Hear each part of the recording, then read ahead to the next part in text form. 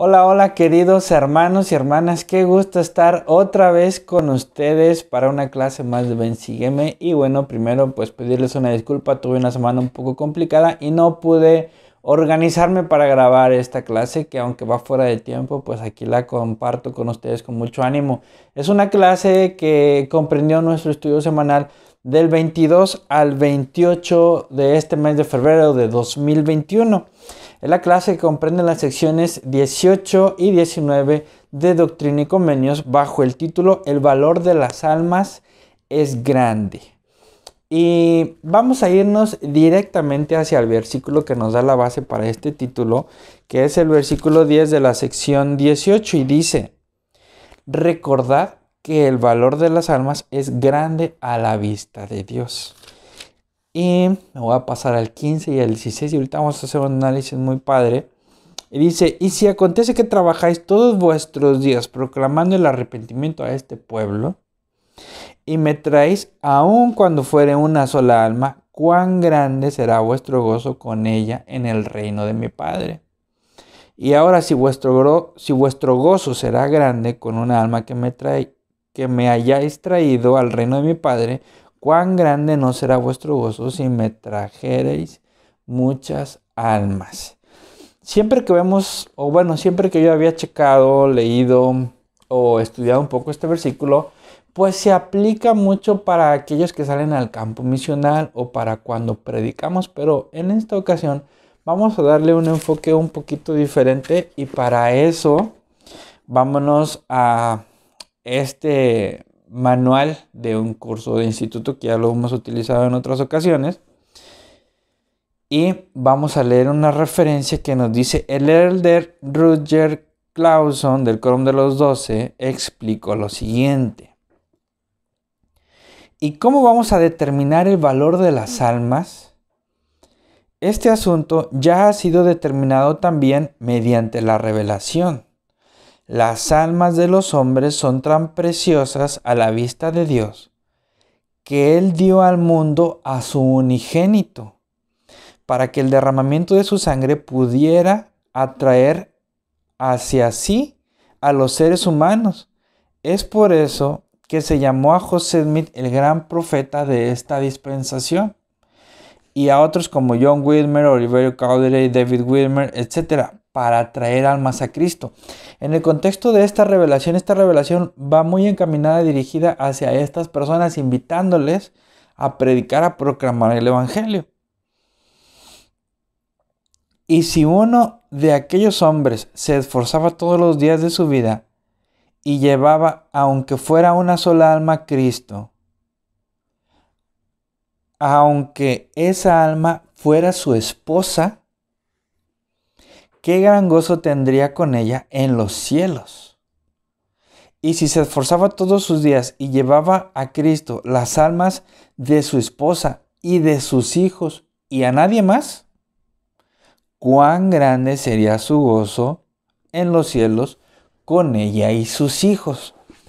Entonces aquí el enfoque, que tal vez yo no lo había visto, tal vez ustedes sí, el enfoque es predicar, sí. Compartir el Evangelio, sí.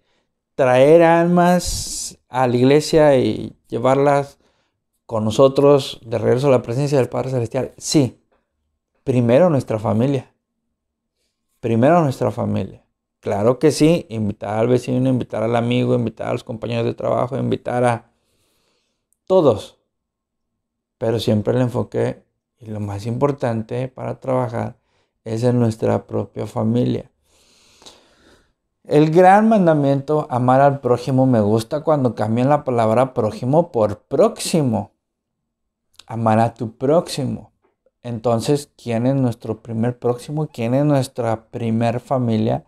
Nuestro esposo, nuestra esposa. ¿Sí? Abrimos un poquito más el núcleo familiar y están nuestros hijos, que tenemos una responsabilidad bien grande sobre ellos también. Entonces, a mí me gustaría decir: cuán grande será el gozo en el reino de nuestro Padre Celestial si le llevamos un alma, la nuestra obviamente, primero, la de nuestra esposa, la de nuestros hijos, porque ¿cómo vas a querer llevar a tus hijos y a tu esposa a la presencia del Padre si tú todavía no estás haciendo lo propio para tú llegar?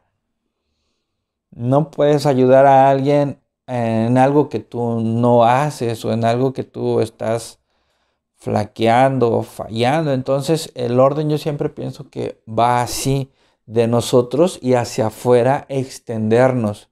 Le estamos echando ganas, le estamos dando prioridad en tiempo y en armonía a nuestra esposa, a nuestros hijos. Órale, entonces a invitar también a más personas y eso nos ayuda y nos bendice mucho. Pero pues me gustó mucho esta referencia de este apóstol. Yo en realidad pues no lo conocí, nunca había escuchado sobre este apóstol, Roger Clauson, pero bueno, este es un manual que utilizaba mi abuelita y que está fechado aquí del año 75. Entonces pues es una interpretación de este apóstol bueno, incluso es mucho más antiguo, porque dice que esto viene de cita de Conference Report de abril de 1901, entonces era un apóstol, pues sí, por eso no lo había yo escuchado, porque de hace muchísimo tiempo. Entonces, hermanos, yo creo que esto es lo importante, el valor de las almas es tan grande a la vista de Dios, y ahora me voy a extender un poquito más. Aún aquella persona que nos cae mal, aún aquella persona que ha cometido errores, aún aquella persona que nos cae mal y que nos ha maltratado, es un alma valiosa a la vista de Dios. Lo primero es, si Dios ama a esa persona, mínimo nosotros no debemos de guardar un rencor, un resentimiento, o pensar o desear una venganza sobre alguien más que también es hijo del Padre Celestial. Porque el valor de esa alma es grande a la vista del Padre Celestial. Al contrario, de ahí yo creo que se enlaza y viene mucho con lo que Jesucristo enseñó, donde Él dijo, si solo aman a los que los aman a ustedes, ¿qué mérito hay en eso? Y antes se dijo ojo por ojo y diente por diente, y ahora yo les digo, amad y orad y bendecid a los que los ultrajan y los aborrecen. ¿Ok? Entonces, a mí me ha ayudado mucho pensar esto en que aquella persona que no me cae bien es un hijo del Padre Celestial, hijo o hija del Padre Celestial. Y Él los ama y Él espera que ellos regresen a su presencia. Si yo no les puedo ayudar, mínimo no entorpecer un posible arrepentimiento o cercanía hacia el Padre Celestial. Al contrario, como nos invitó Jesús, orar también por esas personas y por todo el género humano de uno por uno, aunque donde más, tal vez yo diría, donde más se nos haga difícil, por ahí empezar y orar por esas personas para poder limpiar nuestro corazón de cualquier resentimiento hacia ellos. El versículo, bueno, vámonos a ir al versículo 46 de la misma sección 18. Habla allí también acerca del bautismo y de lo que viene después. Y dice, y después de haber recibido esto, si no guardáis mis mandamientos, no podréis salvaros en el reino de mi Padre. Hermanos, todos nosotros hemos recibido muchas cosas. Si somos miembros, hemos recibido el bautismo, la confirmación, si hemos avanzado a sacerdocio, nuestros convenios en el templo, etcétera. El conocimiento, la confirmación del Espíritu, todas esas cosas que recibimos en nuestra vida son una parte muy importante, muy bonita. Pero después de haber recibido bendiciones, haber recibido convenios, pues ahora viene la parte de guardar los mandamientos.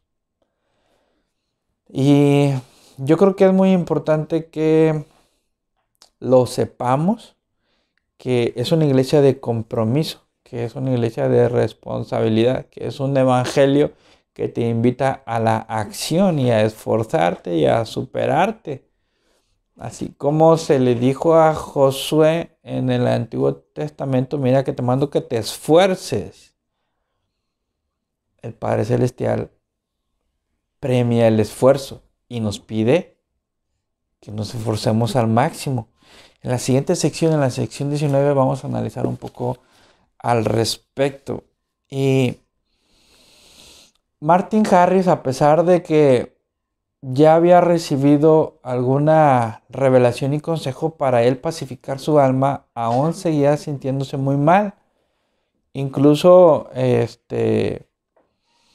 ya había avanzado mucho en su proceso de arrepentimiento, ya había sido perdonado, pero seguía sintiendo un remordimiento por aquella acción de haber perdido las 116 páginas. Y esta sección va para él y para todos nosotros cuando nos llegamos a sentir que estamos pasando por un proceso de arrepentimiento, tal vez cuando llegamos a sentir que hay algo de culpa en nosotros, tal vez cuando no estemos a gusto con nosotros mismos. Esta sección habla acerca del arrepentimiento. Jesús habla acerca del arrepentimiento, poniéndose a él como ejemplo de algunas cuestiones que van ligadas a esto. No del arrepentimiento en específico, poniéndose como ejemplo porque él no necesitó nunca de arrepentimiento. Pero vamos a leer para poder englobar estas ideas en el versículo 16, 17 y 18. Vamos a irnos desde el 15. Dice: así que te mando que te arrepientas, arrepiéntete, no sea que te hiera con la vara de mi boca y con mi enojo y con mi ira, y sean tus padecimientos dolorosos. Cuán dolorosos no lo sabes, cuán intensos no lo sabes, sí, cuán difíciles de aguantar no lo sabes. El arrepentimiento puede causar un dolor, pero el arrepentimiento es para evitar un dolor mayor que experimentó Jesucristo. Porque he aquí, dice el versículo 16, yo, Dios, he padecido estas cosas por todos para que no padezcan si se arrepienten. Mas si no se arrepienten, tendrán que padecer así como yo. Padecimiento que hizo que yo, Dios, el mayor de todos, temblara a causa del dolor y sangrara por cada poro y padeciera tanto en el cuerpo como en el espíritu y deseara no tener que beber la amarga copa y desmayar. Nuestro hermano mayor y salvador Jesucristo, un miembro de la Trinidad, un Dios que bajó a este mundo revestido de poder y gloria, deseó no tener que beber la amarga copa, haciendo un simbolismo de beber la amarga copa, con el dolor que padeció, sintiendo todo el peso de nuestros pecados y nuestros dolores y nuestras angustias físicas, mentales, emocionales. Jesucristo padeció todo eso para que nosotros no lo padeciéramos. ¿Por qué fue que Jesucristo llegó al punto de rogar, suplicar, decirle al Padre: si es posible, pase de mí esta copa y no tenga yo que beber esta copa, pasar por este momento? Tú sabes todas las cosas, sabes más que yo. Tú puedes saber otra manera de hacer esto, de continuar con el plan de salvación, de continuar con todo lo que queremos hacer a favor de la humanidad. Una manera en la que yo no tenga que sufrir tanto como estoy sufriendo. Jesús deseó que eso no pasara. Pero al mismo tiempo tuvo la humildad y dijo: no sea como yo, sino como tú. Entonces pidió al Padre, pero se sometió a la voluntad del Padre. Y hay dos cosas que yo quiero poner aquí en análisis. Una es: el Padre Celestial a todos nos prueba al límite. Si el Padre Celestial cree en usted y cree en mí, llegará un u otro momento en que nos probará al límite. En nuestro propio límite. Millones de kilómetros alejado del límite de Jesucristo. Pero tenemos nuestro propio límite. Y entonces decía el elder Joseph B. Wirtling: cada uno de nosotros tendremos nuestro Getsemaní. cada uno de nosotros tendremos nuestra propia cruz, nuestro propio calvario. Pero si nos esforzamos, tendremos nuestra Pascua de Resurrección. Elder Jeffrey R. Holland, también del Quórum de los 12 Apóstoles, él también dice, no podemos decir, seguimos a Jesucristo, lo queremos imitar, es nuestro gran ejemplo, pero no queremos sufrir y padecer una millonésima parte de lo que Él padeció y sufrió. Si queremos imitar a Jesucristo, lo tenemos que imitar en todo, aún sobrellevando nuestra propia cruz, nuestro propio Getsemaní y nuestras propias aflicciones. Igual que Él, podemos pedirle al Padre, Padre Celestial, ayúdame a salir de esto, ayúdame a pasar de esto, de esta aflicción, de esta enfermedad, de esto que me está pasando, ayúdame a salir de esto, pero hágase tu voluntad, Padre. Y entonces podemos decir que estamos siguiendo a Jesucristo en su mansedumbre, en su humildad, en su sumisión ante la voluntad del Padre Celestial.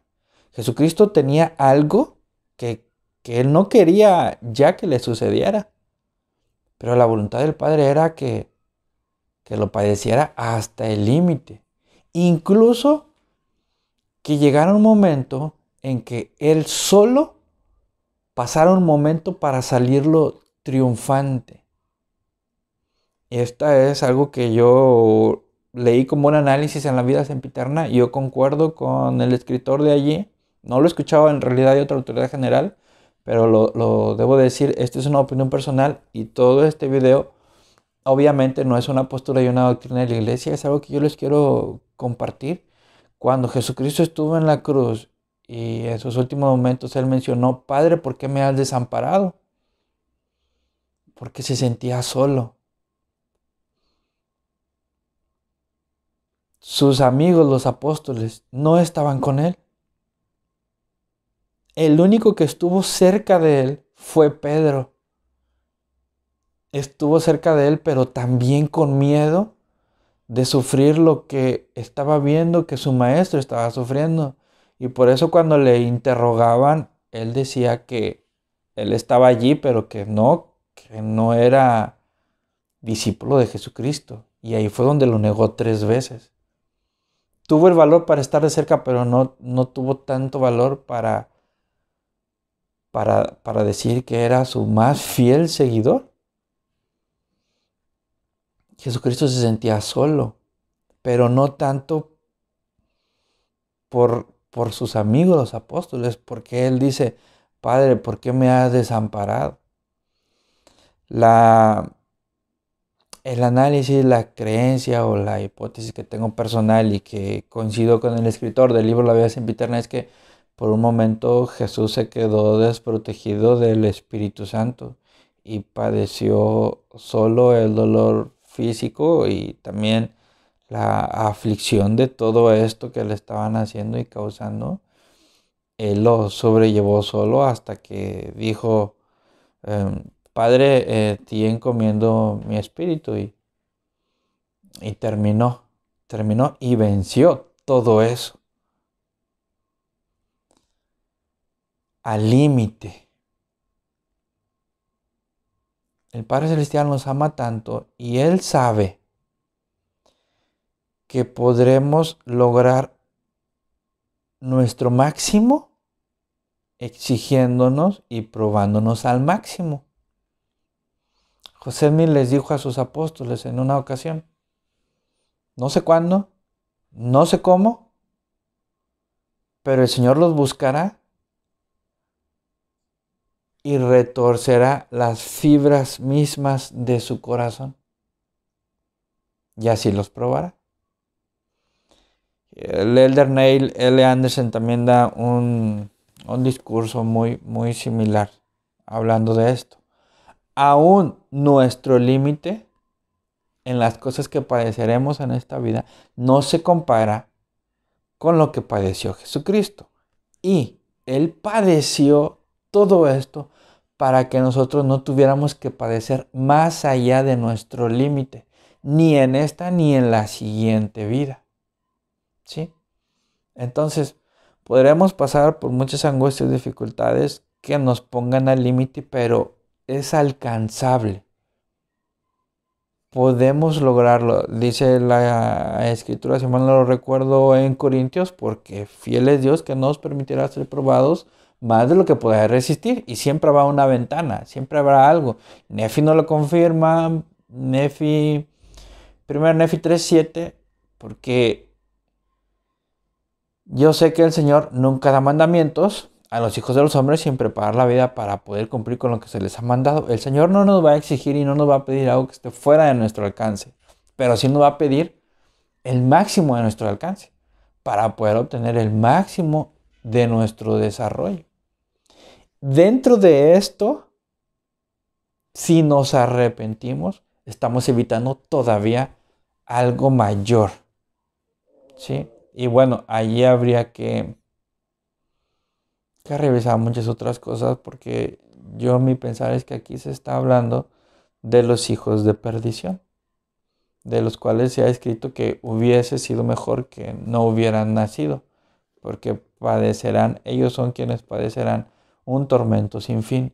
Si nosotros nos arrepentimos, nos vamos a librar de eso y de muchísimas otras cosas más. Versículo 19. Sin embargo, gloria sea al Padre, bebí y acabé mis preparativos para con los hijos de los hombres. Fue probado al máximo Jesucristo y lo logró, y gracias a Él nos podemos arrepentir, y gracias a Él no tenemos que padecer, y gracias a Él podemos salvarnos, y Él es la parte central del plan de salvación.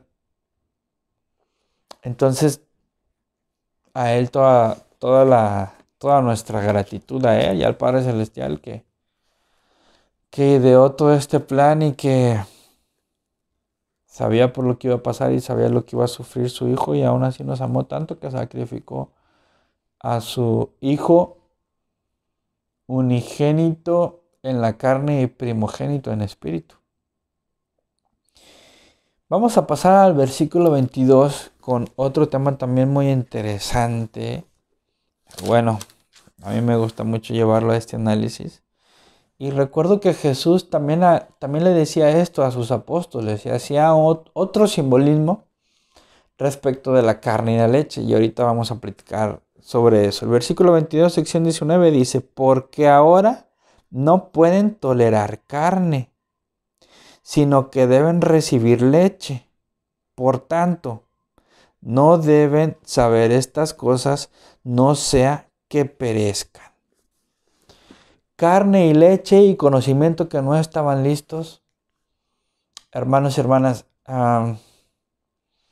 aquí el simbolismo es cuando un bebé está recién nacido, lo que puede tolerar y procesar es la leche.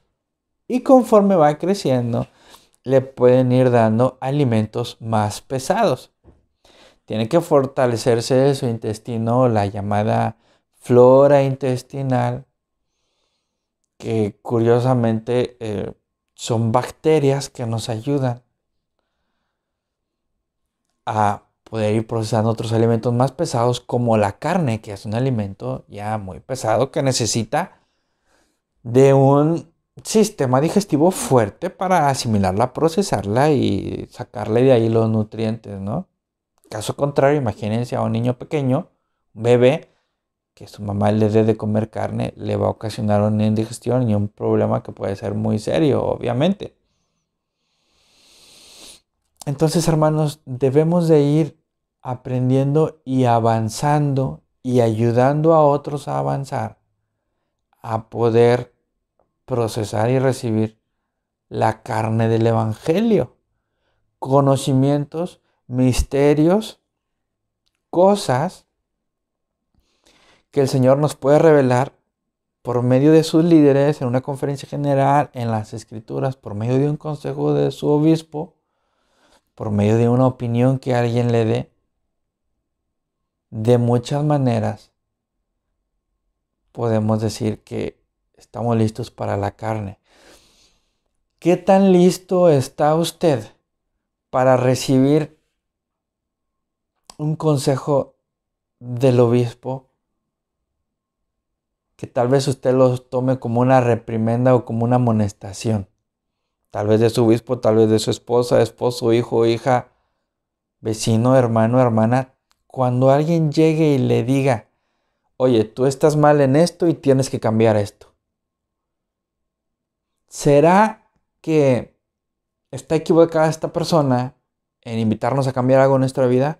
¿O será que no estamos listos para esa carne? ¿Será que no estamos listos para ese conocimiento? Habría que pensarlo.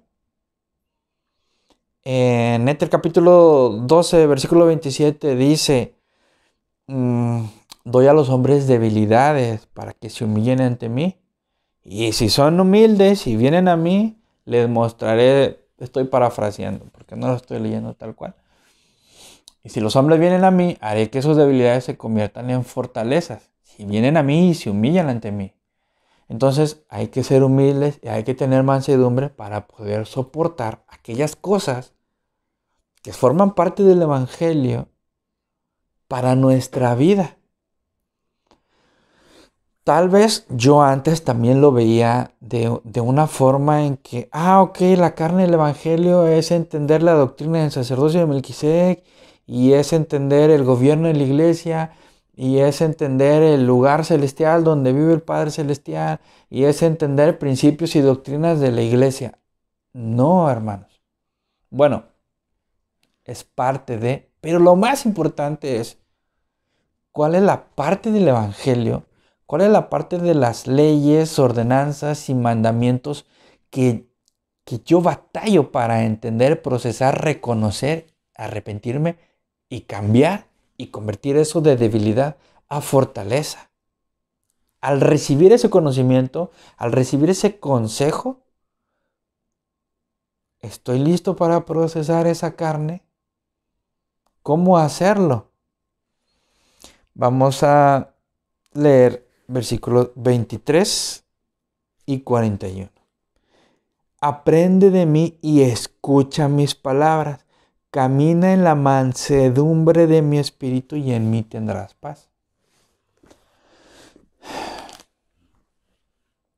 La palabra mansedumbre a mí siempre me ha conectado con manso.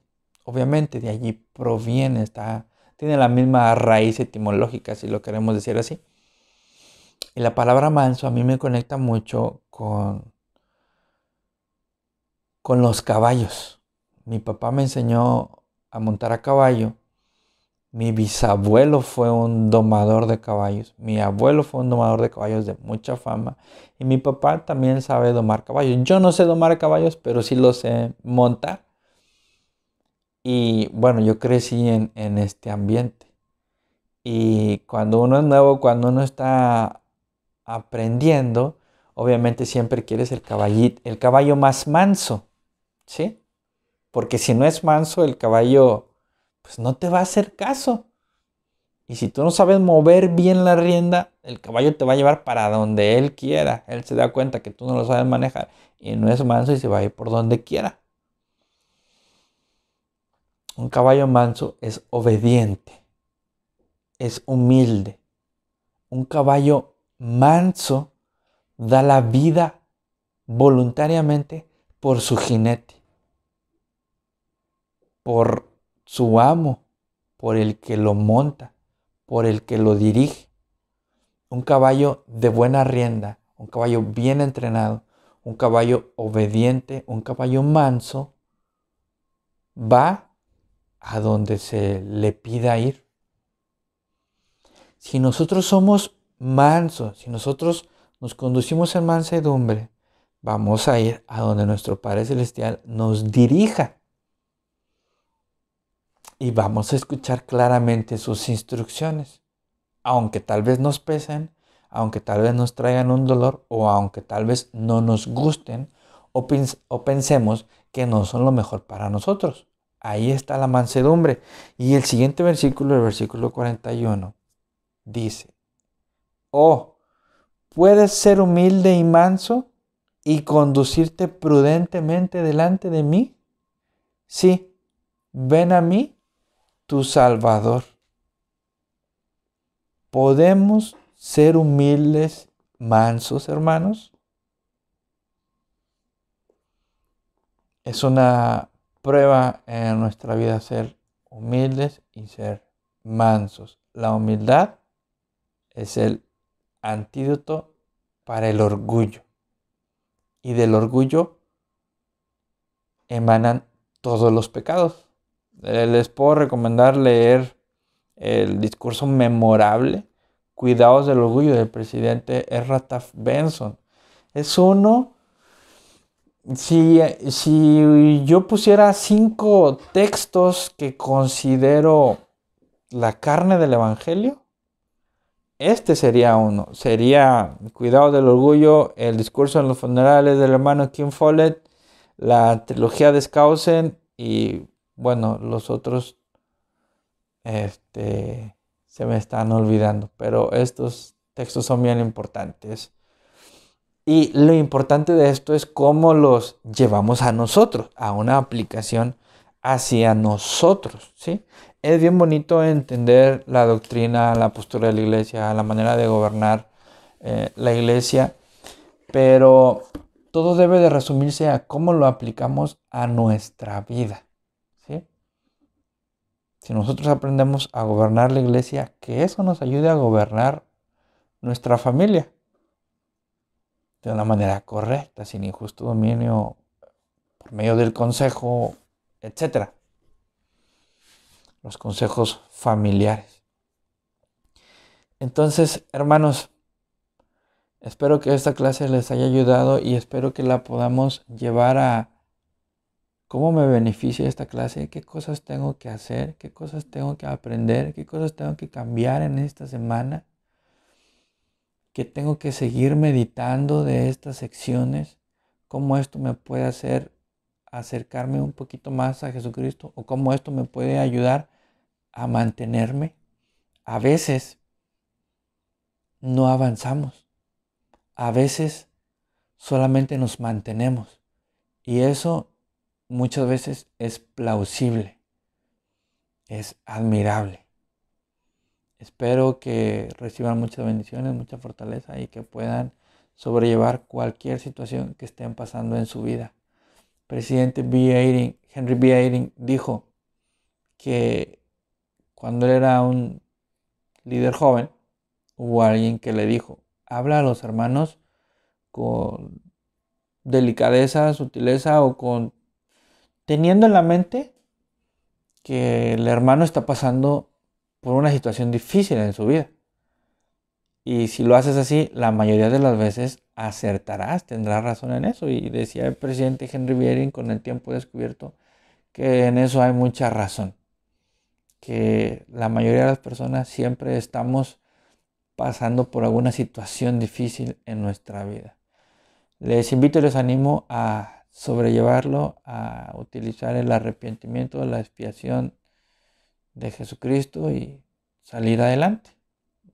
Les envío mi ánimo y mi saludo, un abrazo a todos ustedes y les comparto esta clase con cariño y lo hago en el nombre de Jesucristo. Amén.